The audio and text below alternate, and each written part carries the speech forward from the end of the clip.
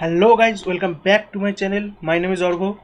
तो आज हम जिस वीडियो पे रिएक्ट करेंगे वो है व्हाई पाकिस्तान फेल्ड। अभी न्यू की चैनल से है। अगर आप लोगों ने इनको सब्सक्राइब नहीं किया तो कर दो। मुझे भी नहीं किया तो प्लीज़ भाई कर दो, थोड़ा टिक टिक करके हम भी ऊपर उठे। फ्री है भाई, कर दो। एक सब्सक्राइब कर दोगे, सब्सक्राइब बटन है, प्रेस कर दो बस। और तुम देख ही रहे हो कि मेरा कुछ साइन इन नहीं है तो सब्सक्राइब नहीं कर सकता। अगर आपको दिखा दो तो ये देखो साइन इन कुछ, मतलब मेरा एक ही चैनल है जो सब्सक्राइब मतलब उस चैनल से है, लेकिन यहाँ पे वो लॉगिन नहीं हो किया हुआ है तो आपको दिखेगा नहीं। सो इसलिए अगर कोई सोचे कि मैंने सब्सक्राइब नहीं किया हुआ है तो क्यों नहीं किया, इसीलिए मैं मतलब जो क्लैरिफिकेशन है वो मैं दे दिया कि कोई उल्टा सीधा ना सोचे। ठीक है, तो चलो फिर ये वीडियो देख लेते हैं उसके बाद कुछ बात करेंगे। Let's start. ये वीडियो पाकिस्तान का है। यहाँ लोग गैस के गुब्बारे भर रहे हैं क्योंकि उनके पास सिलेंडर खरीदने के पैसे नहीं। पाकिस्तान फिर से एक इकोनॉमिक क्राइसिस से गुजरा। ये पूरा का पूरा ग्राउंड लोगों से खचाखच भरा हुआ है। इसलिए नहीं क्योंकि क्रिकेट मैच चल रहा है, बल्कि इसलिए क्योंकि पुलिस की नौकरी के एग्जाम्स चल रहे हैं। 30,000 से ज्यादा लोग नौकरी के लिए ट्राई कर रहे हैं और पोस्ट है बस 166। पाकिस्तान की सिचुएशन इतनी खराब हुई कैसे? क्यों ये देश हमेशा कर्जे में रहता है और अमीर देशों से पैसे मांगता रहता है? इन सारे सवालों के जवाब उनकी हिस्ट्री से हमें मिल सकते हैं। ये वीडियो पाकिस्तान से ज्यादा भारत के लिए इम्पोर्टेंट है क्योंकि हमें ये देखना है कि हम पाकिस्तान की गलतियों से क्या सीख सकते हैं। ये है हमारी नई सीरीज पाकिस्तान एक्सप्लेन, जहां हम उनके सक्सेस और फेलियर की टाइमलाइन आपके सामने रखेंगे। हमारे पड़ोसी देश से इम्पोर्टेंट लेसन सीखेंगे। ये इस सीरीज का दूसरा वीडियो है। अगर आपने पहला वीडियो नहीं देखा है तो आप इसे इस प्लेलिस्ट में देख सकते हैं। कहानी काफी इंटरेस्टिंग है तो प्लीज इसे एंड तक देखिए, और अगर आपको ये वीडियो अच्छा लगता है तो अपने दोस्तों के साथ। मैंने पहला वीडियो देखा हुआ है, मैंने रिएक्ट नहीं किया हुआ है, लेकिन मैं पहला वीडियो देखा हुआ है। तो चलो वीडियो शुरू होने से पहले एक बात, आप में से सिर्फ 30% लोगों ने चैनल को सब्सक्राइब किया। अगर आपको हमारा काम अच्छा लगता है तो प्लीज सब्सक्राइब बटन प्रेस कीजिए। ये आपके लिए तो फ्री है, लेकिन इससे हमारी बहुत मदद होगी। मेरा भी कर दो। Military over society. भारत के मिलिट्री और पाकिस्तान के मिलिट्री में एक बहुत बड़ा डिफरेंस, और वो ये कि भारत की मिलिट्री लोगों के लिए काम करती है और पाकिस्तान की मिलिट्री, मतलब जो सबसे बड़ा डिफरेंस यही है कि इंडिया के पास एक मिलिट्री है, मतलब जो है आर्मी है, मिलिट्री है, लेकिन पाकिस्तानी मिलिट्री के पास पाकिस्तान है। समझ में आ रहा है? जिसको जियोपॉलिटिक्स के बारे में थोड़ा भी आइडिया है वो समझ जाएगा। और पाकिस्तान की मिलिट्री अपने लिए काम करती है। The military has officially ruled Pakistan for nearly half of the country's existence. ये तो जनरल बाजवा बिलियनियर बन के निकला है। Full on corruption, bro, full on corruption. The military runs 50 commercial entities. Once you become an officer, you become entitled to the law and you take a lot for granted. Pakistan की military Pakistan की सबसे powerful institution है, यानी prime minister से भी ज्यादा power military के general के पास है। लेकिन ये हुआ कैसे? थोड़ा रिवाइंड करते हैं। 14 और 15 अगस्त 1947 को पाकिस्तान और भारत दो देश फॉर्म हुए और बस 2 महीने बाद पहले वॉर में उतर गए। इसे फर्स्ट कश्मीर वॉर कहते हैं। इस वॉर का पाकिस्तान पर बहुत बड़ा इम्पैक्ट हुआ। पाकिस्तान की लीडरशिप कॉन्स्टेंटली डर कर जीने लगी कि भारत हम पर कभी भी अटैक कर सकता है। ये डर पाकिस्तान पर इतना हावी होने लगा कि शुरुआती दिनों में उनके बजट का 70% मिलिट्री पर स्पेंड होता था। जैसे पावरफुल होने लगे, पावर शिफ्ट होने लगी गवर्नमेंट से मिलिट्री की ओर।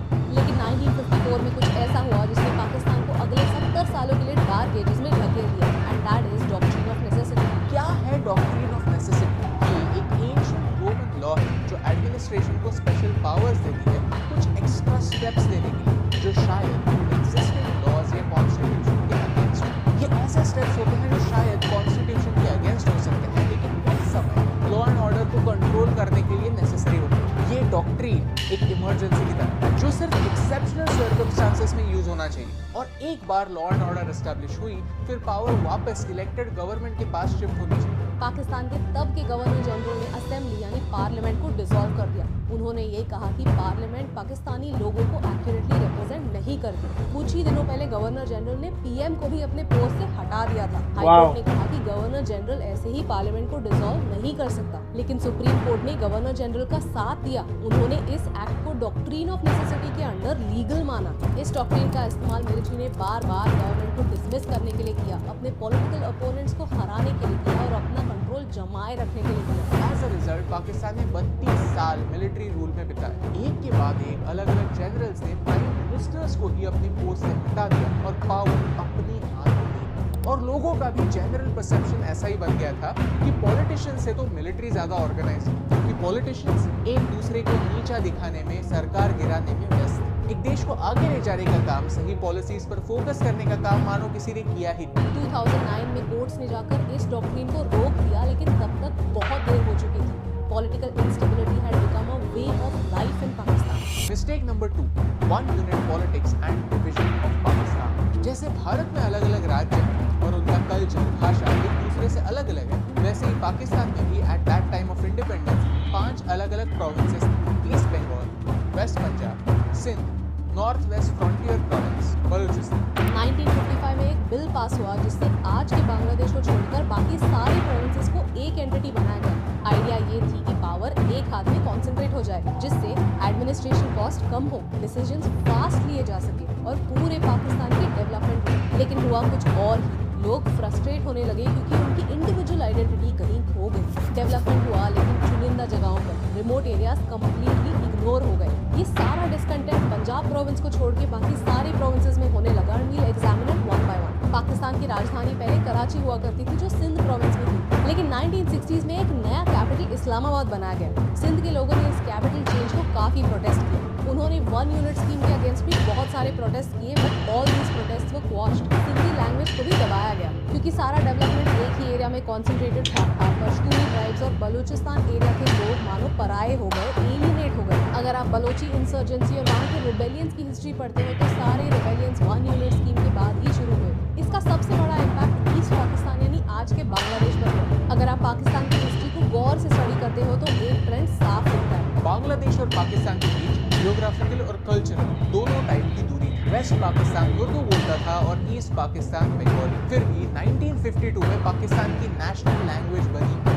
पाकिस्तान का मेजर रेवेन्यू ईस्ट पाकिस्तान से आता था। 1958 तक पाकिस्तान के टोटल एक्सपोर्ट्स का आधा ईस्ट पाकिस्तान देता था, that's 50%। On the other hand west Pakistan ज़्यादा इंपोर्ट करता था, पैसे ज़्यादा स्पेंड करता था। फॉरेन एड जो भी आता था वो ईस्ट में सिर्फ 23% जाता था और बाकी का सारा वेस्ट में रहता था। एज अ रिजल्ट पाकिस्तान में 20 ऐसी फैमिलीज हो गई थी जो सारे नेशन का वेल्थ कंट्रोल करती थी, और ये सारी फैमिलीज वेस्ट पाकिस्तान में ही थी। ईस्ट पाकिस्तान में ऐसा कोई एंटरप्रेन्योर था ही नहीं। On top of that 1970s में ईस्ट पाकिस्तान में एक साइक्लोन आया जिसमें 5 लाख लोगों की जानें गई और रिलीफ मटेरियल लोगों तक पहुंचने में बहुत समय गया। ईस्ट पाकिस्तान के लोगों को सेकेंड क्लास सिटीजन्स की तरह ट्रीट किया जा रहा था। ऐसे कई और रीजंस हैं जिनकी वजह से एक सिविल वॉर स्टार्ट हुई और एज अ रिजल्ट बांग्लादेश पैदा हुआ। मिस्टेक नंबर 3, एक्सट्रीमिज्म का सहारा। पाकिस्तान के किस लीडर ने सिर्फ पाकिस्तान पूरे एशिया का फ्यूचर। ये तो जियाउल्लाह का ना, अगर मैं रॉन्ग नहीं हूँ तो ये जियाउल्लाह का है। इसी ने पहले शुरू किया था। इसी ने पूरा पाकिस्तान का जो बैंड बजाया है ना भाई, जो बैंड बजाया है टोटल एक्सट्रीमिज्म को इंट्रोड्यूस करा के, फिर जो भी है, मैं कहना नहीं चाहता डीपली जाके, लेकिन इसने जो बैंड बजाया ना भाई, अच्छे से बजाया है। ये जियाउल्लाह का है, अगर मैं बहुत रॉन्ग नहीं हूँ तो वही है। बदल कर रखी ये है जनरल जिया। उन्होंने 1977 में एक मिलिट्री coup किया और वो खुद प्रेसिडेंट बने। उनकी प्रेसिडेंसी में धीरे धीरे पाकिस्तान रेडिकलाइज होता गया। 1979 में यूएसएसआर ने अफगानिस्तान को इन्वेड किया और पाकिस्तान को अपना एक लॉन्ग टर्म एलाई मिल गया, अमेरिका। CIA ने ISI के साथ एक डील की कि वो सोवियत से लड़ने के लिए एक rebel. No, that's not ally, that's a dog and जो ओनर का रिलेशन है वो एलाई नहीं है। एलाई का मतलब होता है तुम कुछ दे रहे हो, तुम कुछ ले रहे हो, दैट्स नॉट एलाई। यूएस कहता है एलाई, लेकिन यूएस का वो डॉग है, पालतू कुत्ता है। तो यूएस जो बोलेगा वो करेगा, सिंपल सा मैटर है। एलाई कौन होता है? जब give and take policy equally balance हो। ना, दैट्स नॉट राइट। एलाई नहीं है पाकिस्तान। यूएस लिख दे एलाई, यूएस का क्या है? देखो वो हेनरी किसिंजर का था ना, जो यूएस का सिर्फ इंटरेस्ट है, ना ही कोई एनिमी है ना ही कोई दोस्त है। यही एक्चुअल में जो कहते हैं रियलिटी है।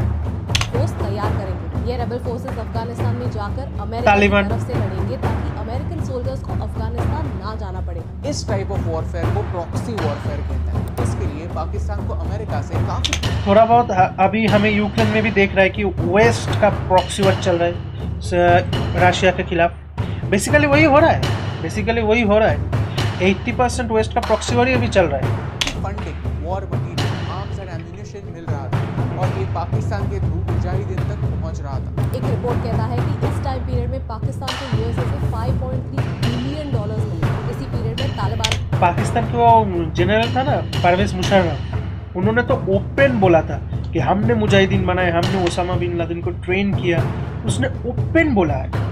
तो अब उससे बड़ा क्या ही प्रूफ मिल सकता बाहर है। जाकर अमेरिका और पाकिस्तान के लिए एक सिद्ध दर्द बन गया है। प्रॉक्सी वॉरफेयर, अमेरिका और पाकिस्तान का रिलेशनशिप, ये दोनों काफी इंटरेस्टिंग पॉइंट्स हैं और इनके बारे में हमने डिटेल में एक वीडियो बनाया है जो आप यहाँ पर देख सकते हैं। पाकिस्तान ने तालिबान को ट्रेन किया। तालिबान इस शब्द का Yes, today. जहां अफगानी रेबल्स की लड़ाई सोवियत इन्वेजन के अगेंस्ट थी, पाकिस्तान ने इस लड़ाई को एज ए रिलीजन की लड़ाई प्रेजेंट की। इस फंडामेंटल आइडिया के बेसिस पर कई organisation Taliban, Haqqani network, Hizbul Islam Gulbuddin, Lashkar Taiba, Islamic movement of Uzbekistan, al Qaeda या आईसिस के। My goodness. 1991 में जब सोवियत यूनियन टूट गई तो ये लोग करेंगे क्या? मानो इनकी जॉब चली गई, उनको आने वाली फंडिंग ही चली गई, तो उन्होंने अपना निशाना ही बदला और आने वाले कुछ सालों में दुनिया के सबसे डेंजरस अटैक्स किए। आज कई लोग कहते हैं कि तालिबान पाकिस्तान पर कब्जा जमाना चाहता है। ये सांप थे जो कभी ना कभी अपने मालिक को काटने ही वाले थे। This change the world. अब मुद्दे पर आता है, आज हमें पाकिस्तान से सीखना हेनरी क्लिंटन ने तो बोला ही था है ताकि हम फ्यूचर में ऐसी ही गलतियां ना करें। पहला लेसन ये है कि डेवलपमेंट को यूनिवर्सल होने की जरूरत है। डेवलपमेंट सिर्फ कुछ ही एरियाज में कॉन्सेंट्रेटेड नहीं हो सकती। भारत की 70% जनता आज भी रूरल एरियाज में रहती है। अगर वहाँ एम्प्लॉयमेंट अपॉर्चुनिटीज नहीं पहुंची तो दो ही चीजें हो सकती है, एक कि शहर ओवरपॉपुलेट हो जाए और दूसरा कि गाँव में लोगों के पास इलीगल काम करने के बजाय कोई ऑप्शन ही नहीं रहेंगे। A nation is as strong as its weakest citizens. ये एक सच है। सेकेंड लेसन ये है कि पॉलिटिकल सिस्टम्स में सुधार लाने में, फिर वो सेंटर हो, स्टेट हो या हो कोई ग्राम पंचायत, ये सारे सिस्टम्स देश के प्रॉब्लम्स को सॉल्व करने के लिए बने। लेकिन लगता है कि हमारी सरकार ये भूलती चली जा रही है। भारत में पावर किसी एक इंस्टीट्यूट के हाथ में कॉन्सेंट्रेटेड नहीं है। लेजिस्लेचर लॉज बनाता है, जुडिशरी लॉज को प्रोटेक्ट करता है और एग्जीक्यूटिव लॉज को इम्प्लीमेंट करता है। ये डिवीजन ऑफ पावर एक हेल्दी डेमोक्रेसी का लक्षण है। तीसरा और आखिरी लेसन आपको एक स्टोरी के थ्रू बताना इम्पोर्टेंट।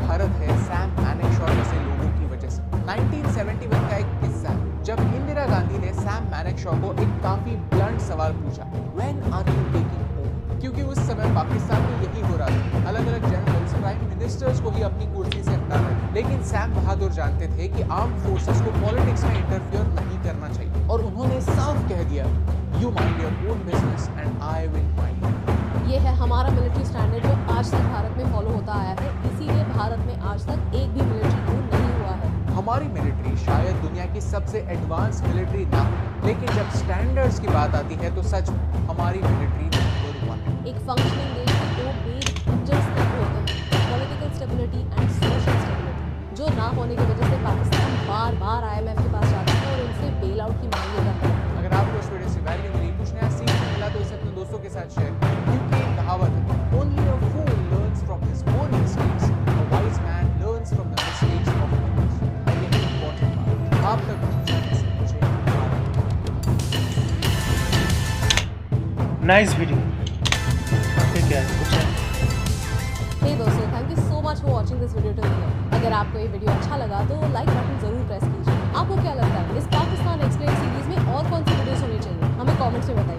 पाकिस्तान आज के दिन किन चैलेंजेस से गुजर रहा है, इस पर हमने एक वीडियो बनाया है जो आप यहाँ पर देख सकते हैं। तालिबान पैसे कैसे कमाता है, इस टॉपिक पर भी हमने वीडियो बनाया है जो आप यहाँ पर देख सकते हैं। Thank you so much for watching, क्योंकि आपके सपोर्ट से हमें फर्क पड़ता है। देखो, मैं जियोपॉलिटिक्स को फॉलो करता हूँ तो मुझे थोड़ा बहुत अच्छा खासा आइडिया है इन सब मैटर में। और जो प्रॉक्सी वॉर है, जो भी तालिबान क्रिएट है, जो भी हुआ है, मुझे जियोपॉलिटिक्स के बारे में थोड़ा बहुत, मेरे हिसाब से थोड़ा बहुत आइडिया है मेरे पास, तो मुझे पता है क्या हुआ है।